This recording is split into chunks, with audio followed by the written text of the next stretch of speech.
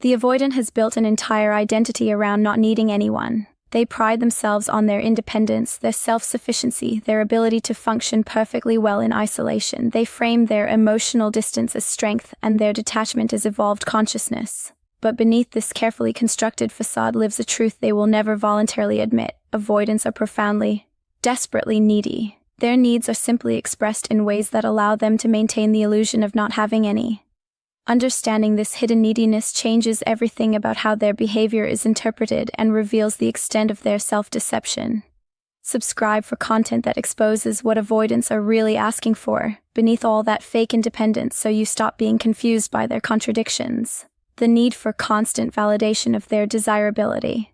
Avoidants claim they do not care whether people want them, but their behavior tells a completely different story. They need to know they are desired without having to reciprocate that desire. They need confirmation that people would wait for them, pursue them, tolerate their inconsistency. This is why they monitor reactions to their withdrawal so closely. They need to see pain, effort, continued reaching out. Not because they want to reconnect, but because they need validation that they matter, that their absence creates impact, that they hold power in the dynamic. This is neediness disguised as indifference. The avoidant who truly did not need validation would not care how people respond to their distance, but they do care, deeply. They need the reassurance that they are still wanted even when they offer nothing in return. They need people to prove their worthiness while they remain perpetually unimpressed. This is not independence. This is parasitic neediness that extracts emotional labor while offering none. The need for emotional regulation through others.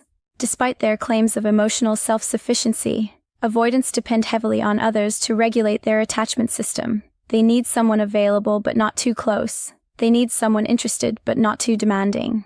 They need someone providing consistent presence so they can feel secure in their ability to leave and return at will. This is profoundly needy behavior masked as boundary setting. The avoidant is not independent. They are dependent on someone else maintaining a specific position that allows the avoidant to feel safe in their avoidance. When that person stops playing this role, when they withdraw their availability, when they refuse to remain in the prescribed position, the avoidance spirals. They panic. They reach out.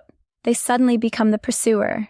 This reveals that their entire sense of stability was contingent on someone else's willingness to tolerate their dysfunction. True independence would not collapse the moment someone stops being available. True self-sufficiency would not require others to maintain distance on the avoidance terms.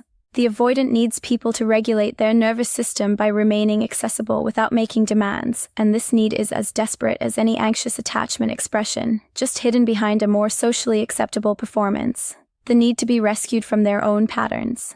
Perhaps the most insidious neediness is the avoidant's unconscious demand that someone save them from themselves. They create distance, then need someone to cross it. They push people away, then need someone to refuse to leave. They communicate unavailability, then need someone to decode their hidden desire for connection. This is exhausting manipulative neediness that places the burden of relationship maintenance entirely on the other person, while the avoidant takes no responsibility for their own healing. They need someone patient enough to tolerate years of inconsistency.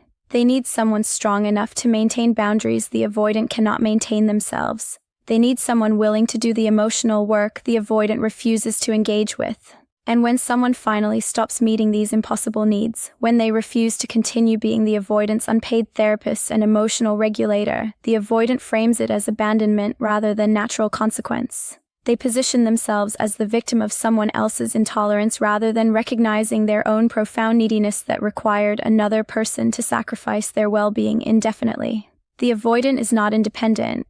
They are deeply, pathologically needy in ways that are more demanding than any anxious attachment, because at least anxious attachment is honest about what it needs. The avoidant needs everything while pretending to need nothing, and this dishonesty makes their neediness exponentially more toxic and unsustainable.